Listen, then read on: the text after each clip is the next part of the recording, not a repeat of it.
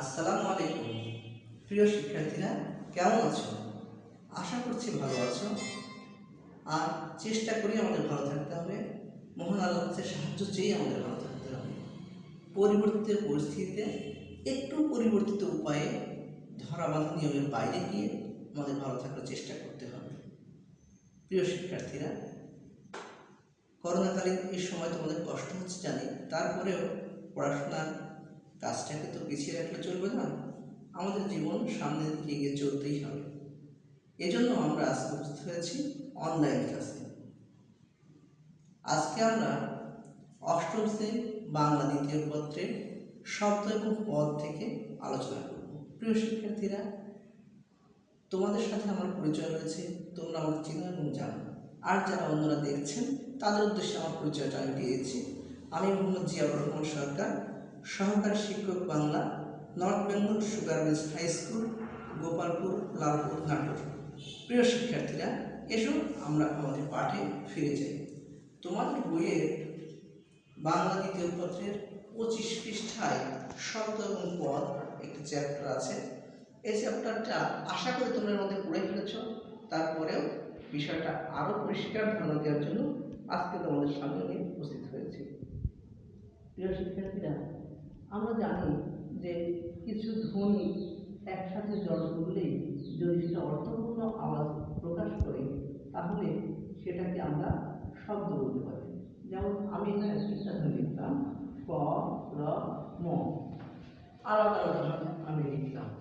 এখন এই আলাদা আলাদাভাবে লেখা তিনটি ধ্বনি যদি আমি সম্মিলন ঘটাই বা একসাথে তুলে ধরি তখন সেটা একটি শব্দতে পরিণত হবে।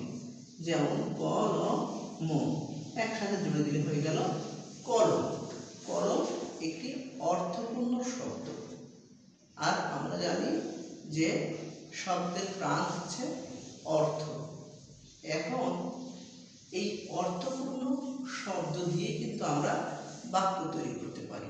প্রিয় শিক্ষার্থীরা, এখন যদি যে শব্দগুলো আমরা তৈরি করি এগুলো যদি অর্থপূর্ণ না হয় সেটা বাক্য হবে না এবং সেটা সঠিকভাবে আমরা ব্যবহার করে আমাদের মনের ভাবও প্রকাশ করতে পারবো না। এজন্য আমাদের সঠিক শব্দ সঠিক নিয়মে প্রয়োগ করতে হবে। প্রিয় শিক্ষার্থীরা, আমি যদি বলি আমি বাজার যাই, অথবা যদি তোমরা বলো আমি স্কুল যাই, এভাবে যদি তোমরা বলো আমি একটি শব্দ, স্কুল একটি শব্দ, যাই একটি শব্দ, তাহলে তিনটা শব্দ যদি আমরা আলাদা আলাদাভাবে বলি বা এভাবে আরও হাজার হাজার শব্দ যদি আলাদা আলাদাভাবে বলি তাহলেও সেটা কিন্তু আমাদের মনের ভাব প্রকাশ করবে না। তাহলে এই মনের ভাব প্রকাশ করার জন্য আমরা কিছু কিছু চিহ্ন এখানে যুক্ত করে দিব শব্দের সাথে, তাহলে এটা আমাদের মনের ভাব সম্পূর্ণ প্রকাশ করবে। যেমন বাজার, এর সাথে যদি আমরা বলি বাজার যোগ এই, তাহলে কি হলো বাজার। এখন আমি যদি বলি আমি বাজারে যাই, কি বলবো আমি বাজারে যাই, তাহলে আমার মনের ভাবটা সম্পূর্ণ প্রকাশ হবে।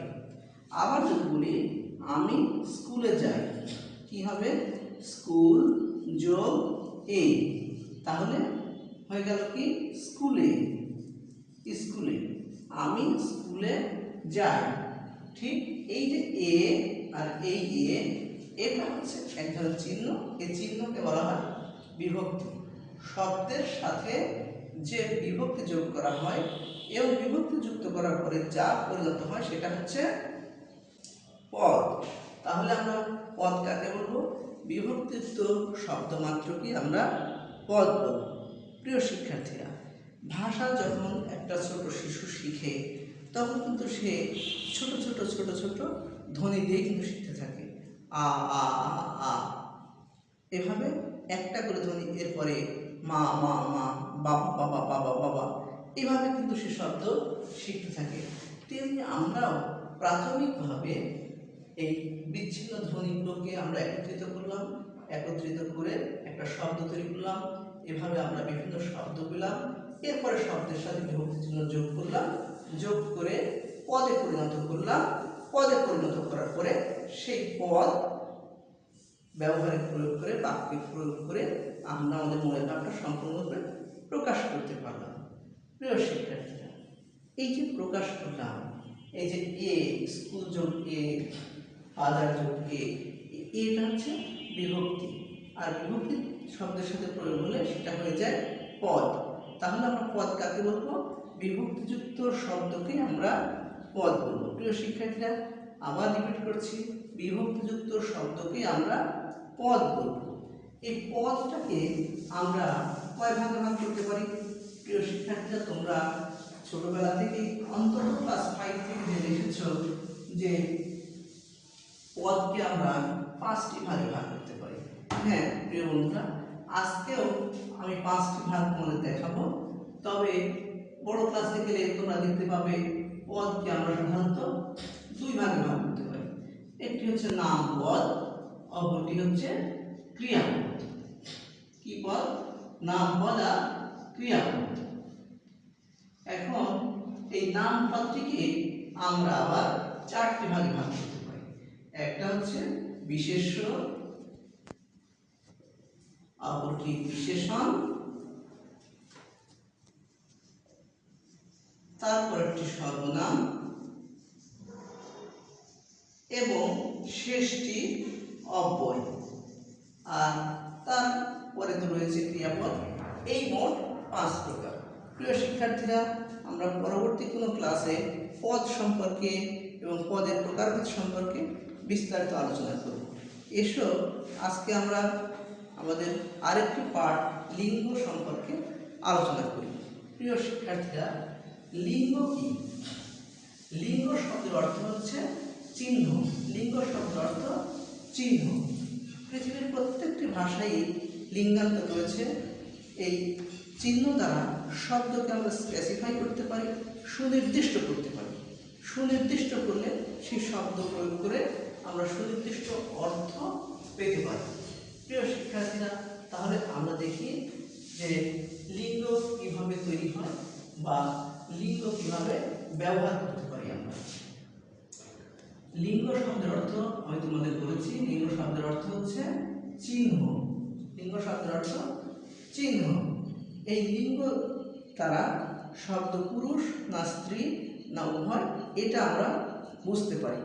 প্রিয় শিক্ষার্থীরা, যেমন আমরা বলি যে লোকটির মৃত্যুর সময় বাবা, মা, স্ত্রী, পুত্র, কন্যা কেউ তার কাছে উপস্থিত ছিলেন না। এখানে কিন্তু আমরা বাবা পুরুষবাচক, মা স্ত্রীবাচক, স্ত্রী স্ত্রীবাচক, ছেলে পুরুষবাচক, মেয়ে স্ত্রীবাচক, এভাবে আমরা ভাগ করতে পারি। প্রিয় শিক্ষার্থীরা, এই যে পুরুষবাচকতা এবং স্ত্রীবাচকতা, এটা আমরা জানতে পারবো লিঙ্গের মাধ্যমে। তাহলে লিঙ্গ হচ্ছে কি? যে সমস্ত চিহ্ন দ্বারা কোনো শব্দকে আমরা পুরুষবাচক বা স্ত্রীবাচক হিসেবে বুঝতে পারি, সেটাই হচ্ছে লিঙ্গ। লিঙ্গের প্রকারভেদ যদি আমরা করতে যাই, তাহলে লিঙ্গকে আমরা কয় ভাগে ভাগ করতে পারি? লিঙ্গকে আমরা 4 ভাগে ভাগ করতে পারি। 4টি ভাগ কি কি একটু দেখে নাও। 1 পুংলিঙ্গ, 2 স্ত্রীলিঙ্গ, 3 উভয় লিঙ্গ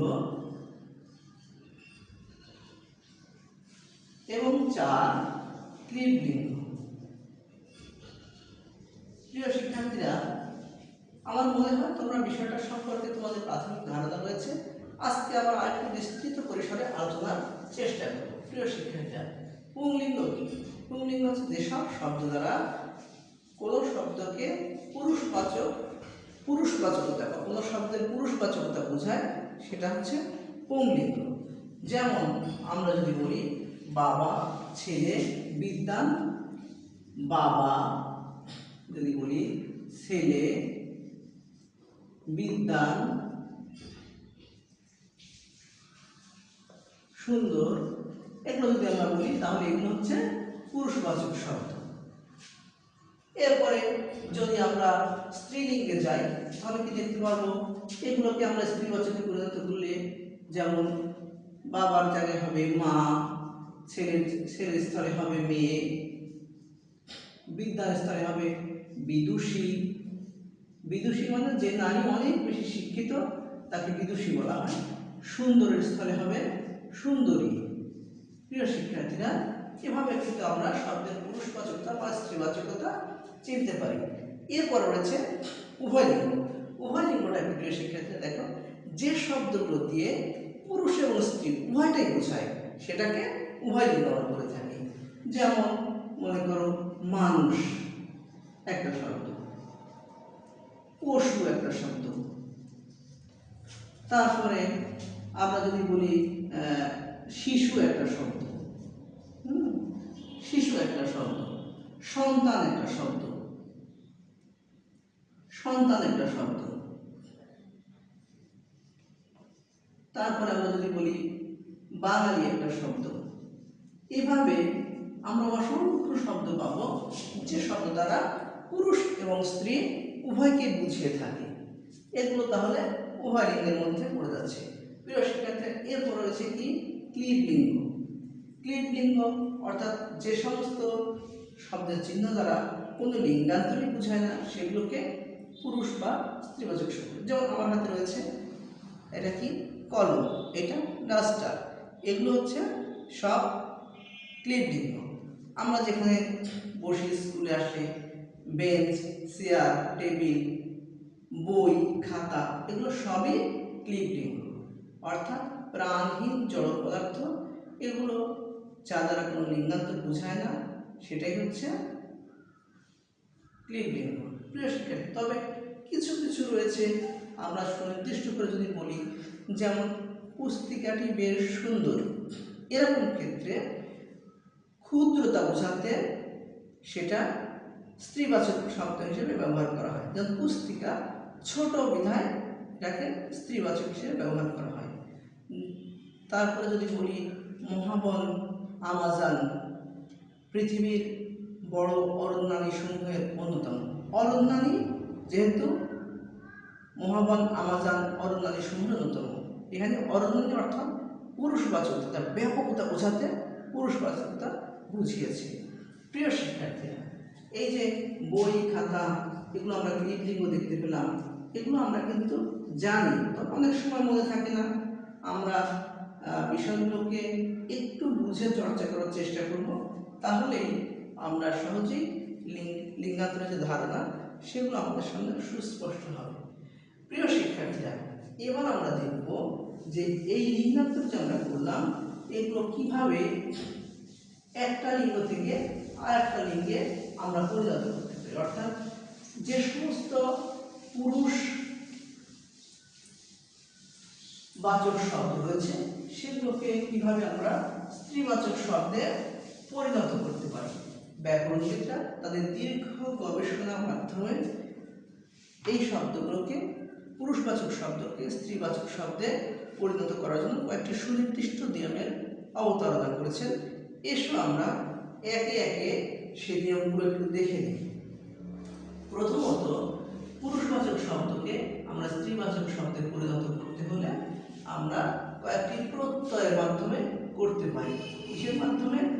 তোমরা জানো যে এই প্রত্যয়ের মাধ্যমে আমরা পুরুষবাচক শব্দকে স্ত্রীবাচক শব্দে পরিণত করে থাকি। আমরা ব্যাকরণ নিয়মটা অনেকে না জানলেও এই শব্দগুলো কিন্তু আমরা প্রায় স্ত্রীবাচক শব্দে পরিণত করে থাকি এবং ব্যবহারও করে থাকি। যেমন তোমাদের কাছে একটা পরিচিত শব্দ প্রিয়া, প্রিয়, প্রিয়া, তোমরা অনেকে মনে মনে শব্দ দেখো এগুলো, তো জানো প্রিয়, প্রিয়া, তাহলে প্রিয় পুরুষবাচক শব্দ, প্রিয়া স্ত্রীবাচক শব্দ। কিভাবে পরিণত করা হলো? এই প্রত্যয়ের মাধ্যমে। এখানে কি প্রত্যয় যুক্ত হলো? আ প্রত্যয় যুক্ত হলো। আতে আকার, এই সংক্ষিপ্ত প্রত্যয়ের মাধ্যমে আমরা একটা পুরুষবাচক শব্দকে স্ত্রীবাচক শব্দে পরিণত করতে পারি।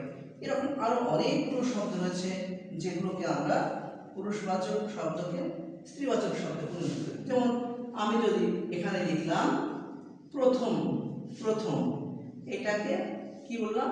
প্রথমা, তাই না? এরপরে আমি লিখলাম চাকুর, চাকুর, চাকুর, কি হবে? স্ত্রীবাচক, চাকরানি। তাহলে এখানে আনি প্রত্যয় যোগ করে আমরা পুরুষবাচক শব্দকে স্ত্রীবাচক শব্দ করলাম। যেমন আমরা লিখলাম ছাত্র, এটা স্ত্রীবাচক শব্দ হবে ছাত্রী, এটা দীর্ঘ স্ত্রীবাচক প্রত্যয় যোগ করে আমরা এটাকে স্ত্রীবাচক শব্দে পরিণত করলাম। তাহলে পুরুষবাচক শব্দকে স্ত্রীবাচক শব্দে পরিণত করার প্রথম যে উপায় সেটা কি? সেটা হলো প্রত্যয়ের মাধ্যমে আমরা স্ত্রীবাচক প্রত্যয়ের মাধ্যমে আমরা পুরুষবাচক শব্দকে স্ত্রীবাচক শব্দে পরিণত করতে পারি। এরপরে দ্বিতীয় যে নিয়মটা আমাদের মধ্যে রয়েছে সেটা হচ্ছে ভিন্ন ধরনের শব্দ যোগ করে। ভিন্ন ধরনের শব্দ যোগ করে কি? যেমন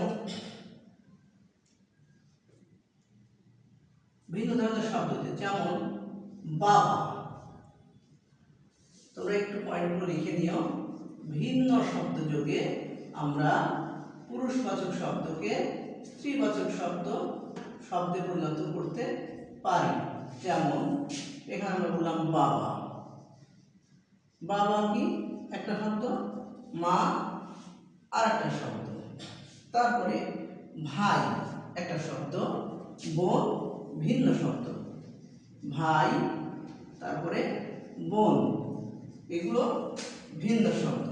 তারপর রয়েছে সাহেব একটা শব্দ, বিবি আর একটা শব্দ। এমন অনেকগুলো শব্দ রয়েছে যেগুলোকে আমরা ভিন্ন শব্দ যোগ করে পুরুষ বা স্ত্রীবাচক শব্দে পরিণত করতে পারি।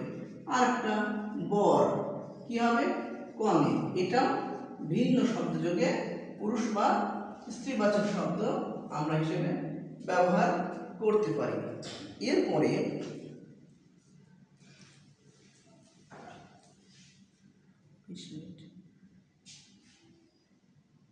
এটা সময়, এরপরে প্রিয় শিক্ষার্থীরা আমরা আরো একটি নিয়ম সম্পর্কে জানি যে শব্দের শেষে যদি স্ত্রীবাচক শব্দ, অর্থাৎ পুরুষবাচক শব্দের পরে যখন স্ত্রীবাচক করব, স্ত্রীবাচক শব্দের আগে যদি স্ত্রীবাচক শব্দ প্রয়োগ করি তাহলে সেটাকে আমরা স্ত্রীবাচকতায় পরিণত করতে পারি। যেমন মনে করো, অর্থাৎ স্ত্রীবাচক শব্দ যোগ করি, স্ত্রীবাচক শব্দ যোগ করি, কিভাবে? যেমন আমরা বললাম মদ্দা ঘোড়া, মদ্দা ঘোড়া, এটা কি বলবো? মাদি ঘোড়া, মাদি ঘোড়া। তাহলে এখানে মাদি শব্দটাকে আমরা যোগ করে ফেললাম, তাই না? এড়ে বাছুর, এড়ে বাছুর, কি হবে? বকনা বাছুর। এইভাবে ভিন্ন শব্দ যোগ করে আমরা স্ত্রীবাচক শব্দে পরিণত করে ফেলতে পারি। এরপরে রয়েছে কতগুলো শব্দ আগে বসে, অর্থাৎ পুরুষ শব্দের পরে সেটাকে স্ত্রীবাচক করতে চাই, তাহলে মহিলা শব্দটা আগে বসে আমরা স্ত্রীবাচক শব্দ যোগ করতে পারি। মহিলা শব্দ আগে বসে, যেমন আগে বসে, যেমন ডাক্তার, আমরা বলি ডাক্তার, এটা কি বলবো? মহিলা ডাক্তার, ডাক্তার মহিলা ডাক্তার। এরপরে আমরা বলতে পারি যে কবি মহিলা কবি, আইনজীবী মহিলা আইনজীবী। এভাবে আমরা পুরুষবাচক শব্দের পরে মহিলা যোগ করে, পুরুষবাচক শব্দের আগে মহিলা যোগ করে স্ত্রীবাচক শব্দে পরিণত করতে পারি। প্রিয় শিক্ষার্থীরা, এছাড়াও কিছু কিছু শব্দ আমাদের সমাজে আরো প্রচলিত, যেমন ঠাকুরপো, ঠাকুরঝি, অর্থাৎ পুরুষ শব্দের পরে স্ত্রীবাচক শব্দ যোগ করে আমরা এটাকে স্ত্রীবাচক শব্দ পরিণত করতে পারছি। বেটা ছেলে, মেয়ে ছেলে, ভাই ও, ভাই ঝি। ও শব্দটি সাধারণত চট্টগ্রামের আঞ্চলিক ভাষায় ব্যবহৃত হয়ে থাকে। এভাবে আমরা 4টি নিয়ম দেখলাম পুরুষবাচক এবং স্ত্রীবাচক শব্দ পরিণত করতে পারি। প্রিয় শিক্ষার্থীরা, সময় শেষ হয়ে আসছে দ্রুত, তারপরেও আমি আরও দুটা বিষয় তোমাদের সামনে বলতে চাই। সেটি হলো যে পুরুষবাচক শব্দের কিছু পুরুষবাচক শব্দ রয়েছে যেগুলো নিত্য পুরুষবাচক, সবসময় সেগুলো পুরুষবাচক, আর কিছু শব্দ রয়েছে যেগুলো নিত্য স্ত্রীবাচক, এগুলো কোনো পুরুষবাচকতাই নেই। যেমন নিত্য পুরুষবাচক শব্দের মধ্যে রয়েছে কবিরাজ, কৃতদার, অকৃতদার, স্ত্রৈণ। স্ত্রৈণ মানে স্ত্রীর বশীভূত যে পুরুষ সে হচ্ছে স্ত্রৈণ। কৃতদার মানে যে পুরুষ বিয়ে করেছে। এরকম বিপত্নী মানে যে পুরুষের স্ত্রী বিগত হয়েছে বা মারা গেছে, এটাকে আমরা বিপত্নী বলে থাকি। এভাবে আমরা পুরুষ বা স্ত্রীবাচক শব্দ আমরা নিত্য পুরুষ বা নিত্য স্ত্রীবাচক শব্দ হিসেবে আমরা ব্যবহার করে থাকি। এরপরে নিত্য স্ত্রীবাচক, যেমন সতীন একটা শব্দ। এই সতীন শব্দটার কোনো পুরুষবাচক শব্দ নেই। সৎমা একটা শব্দ, সৎমা কোনো স্ত্রীবাচক শব্দ নেই। দায়, এর কোনো পুরুষবাচক শব্দ নেই। এও, এর কোনো পুরুষবাচক শব্দ নেই। প্রিয় শিক্ষার্থীরা, তোমাদের বইয়ের 27 পৃষ্ঠা থেকে 29 পৃষ্ঠা পর্যন্ত অনেকগুলো উদাহরণ রয়েছে যেগুলো এক ধরনের শব্দকে আরেক লিঙ্গে পরিণত করা হয়েছে। আশা করি তোমরা দেখে দিলে বিষয়টা তোমাদের সামনে আরও স্পষ্ট হবে। আজকে ক্লাস শেষ করার আগে আমরা একটু দেখে নিই আজকে আমরা কি কি পড়লাম। প্রিয় শিক্ষার্থীরা, আমরা আজকে যে বিষয়গুলো পড়লাম সেগুলোর মধ্যে রয়েছে আমরা শব্দ কিভাবে আমরা গঠন করি, পদ কাকে বলে, পদ কত প্রকার ও কি কি, এরপরে লিঙ্গ অর্থ কি, লিঙ্গ কাকে বলে, লিঙ্গ কত প্রকার ও কি কি, এরপরে লিঙ্গ কিভাবে পুরুষ লিঙ্গ থেকে স্ত্রীলিঙ্গে পরিণত করা যায়। এই যে নিয়মগুলো আমরা একে একে কিছু নিয়ম এবং উদাহরণ দেখলাম। বিষয়টি যদি তোমরা আর একটু ভালোভাবে বাসায় স্টাডি করো তাহলে তোমরা বিষয়টা সম্পর্কে পরিপূর্ণ একটা ধারণা পেয়ে যাবে, যা তোমাদের ভিত্তিকে মজবুত করবে। প্রিয় শিক্ষার্থীরা, আজকে পর্যন্ত যদি তোমাদের আরও কোনো প্রশ্ন থাকে, জানার কিছু থাকে, তাহলে তোমরা আমার মোবাইলে আমার ফেসবুক পেজে তোমরা কমেন্টের মাধ্যমে জানাতে পারো, অথবা SMS-এর মাধ্যমে জানাতে পারো, অথবা ইমেল করে আমাকে জানাতে পারো। আশা করি আমি তোমাদের প্রশ্নের জবাব দেব এবং তোমাদের সামনে বিষয়টাকে আরও স্পষ্ট করে তুলে ধরার চেষ্টা করব। প্রিয় শিক্ষার্থীরা, ভালো থাকো, সুস্থ থাকো, সবাই মিলে চেষ্টা করে আমরা ভালো থাকি। আল্লাহ হাফেজ।